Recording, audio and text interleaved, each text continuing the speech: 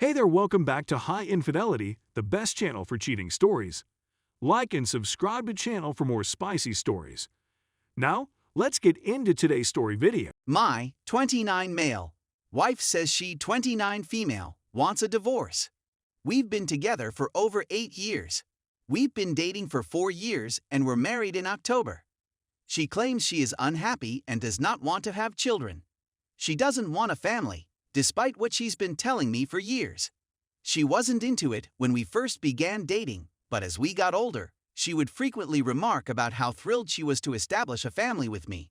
She claims that my family, particularly my father, has never really cared for her. She isn't entirely incorrect in this. My father is a little old school and the fact that she wears sleeves has irritated him for a long time. But we've been together for so long that time has a way of changing these things. They get along well today and have never had any major disagreements. His attitude shifted when we chose to marry, and it became evident that we would be together for the long term. She claims she has pushed me to alter who I am in order for me to be with her. It's difficult for me to put into words precisely what she means. We've both evolved so much in the last decade, and 22-29 is a whole different existence. Of course, we both changed. It's what I call maturing. I can only think of little details, and she is quite controlling in the kitchen, so I don't cook as much as I used to. She only does it because she's a tidy freak, and I evidently don't satisfy her standards, haha. Similarly, I was born in the country and was often barefoot in and out of the home all the time, but she likes everything in the house to be just so. I guess you could say I have a bit of a hippie soul and she doesn't. I used to dislike that, but now I enjoy having our tidy house, and it's no difficulty for me to appreciate that for her since, even though we have different home standards, I can respect the work she puts in to keep things that way. She claims she has me whipped into shape, but that is not how I want to live. She claims that because of who she is, she dulls my radiance. It's really difficult to hear that. She is presently jobless. She quit her work during the epidemic in order to supplement her income. She has applied to a lot of various places now that that is finished, but she refuses to go back to her former work and rather to collect unemployment until she finds something she enjoys. That one is a little tricky for me. She has earned more than I have for months doing nothing, and although I understood and even supported it at first, the fact that she was unwilling to hustle and even work part-time while searching for jobs irritated me. Missouri is now open with limited limitations, and I have not missed a single day of work throughout this outbreak. I told her as much and also informed her what I expected of her as my wife.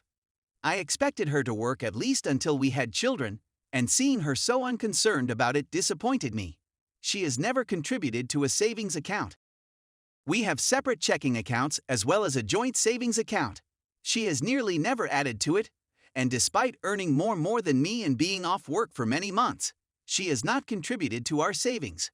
She has paid off a few $1,000 bill, which is fantastic, but given how much she makes, she has basically squandered the money. I just wasn't expecting it. I got home from work, had a shower, and she summoned me into my room, saying she wasn't pleased and that she wanted it to stop. She said that she was no longer physically longing for me, despite the fact that she loved me. Obviously, this one did a number on my self-esteem. I work out on a daily basis, and although I'm not the fittest I've ever been, I used to be overweight, and I've prioritized my health and bodily fitness over the past decade. I assume the gap was created by my playing too many video games. We get out and watch movies or binge-watch series, but we also respect each other's space throughout the week, and after a hard day of work and training, I've certainly slumped down at my computer to game with pals more times than I probably should have. She claims that geeky things like that don't bother her at all, and it's the stuff I like, so I shouldn't feel obligated to adjust anything for her. She claims it's more complicated than that. I adored her and was overjoyed with our life together. Knowing she wasn't is heartbreaking. I feel responsible for her happiness, and as if I've let her down by not doing my bit to emotionally connect. But we often make jokes and laugh. We are true buddies. We were planned a vacation together soon and had an appointment with our bank this week to discuss first-time home buyer financing. I also believe it might have been a spark. She claims she wants a family and a country home, and even though she said she did Now that we are making those steps, she is having cold feet and says she doesn't. I'm not sure what counsel to provide since I've never been in this situation before. It seems quite genuine, and she appears to be really determined. My self-esteem has been shattered, and I feel as though I have failed my marriage. I've always tried to put her first and to adore her. Our life was frequent and excellent despite the fact that it was completely unexpected. She appeared to care about us. Update 1. She had an affair with me. We've been together for 8 years and married for over a year. She stated she wasn't sure if we were going to work, and that it may be better if we split up, citing a number of concerns that had arisen years before. However, we had already gone through them and hadn't seen them in years, so it didn't make sense. After posting another anonymous Reddit post, I approached her and received some advice. I booted her out after she confessed to sleeping with another guy.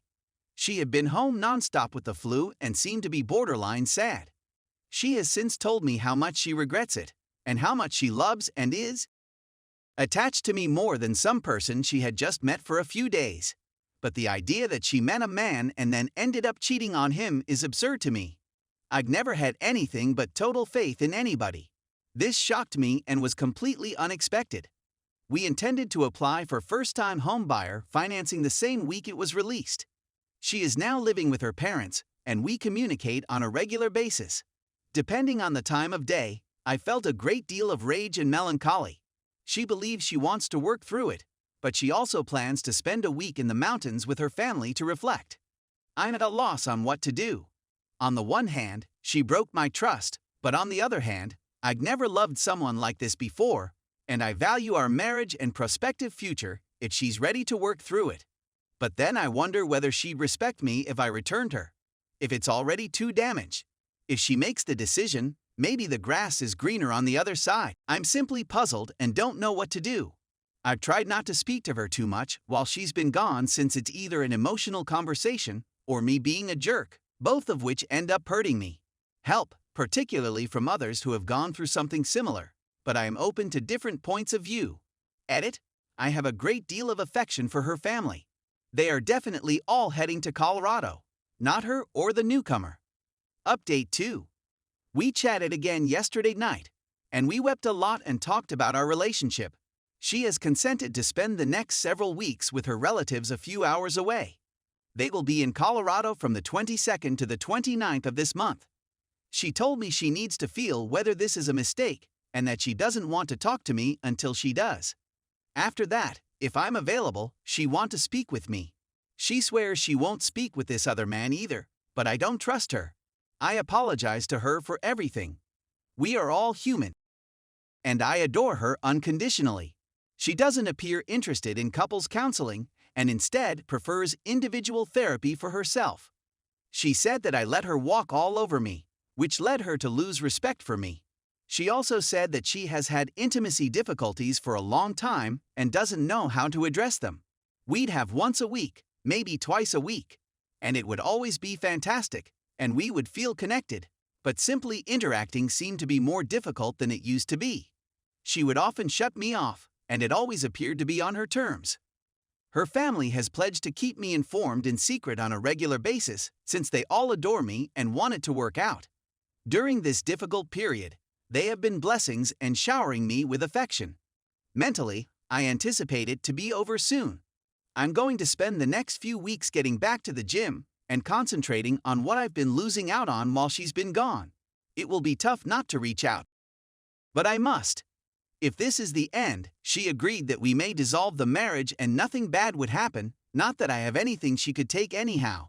My friends and family have been quite supportive, and I received a lot of fantastic advice from my first post.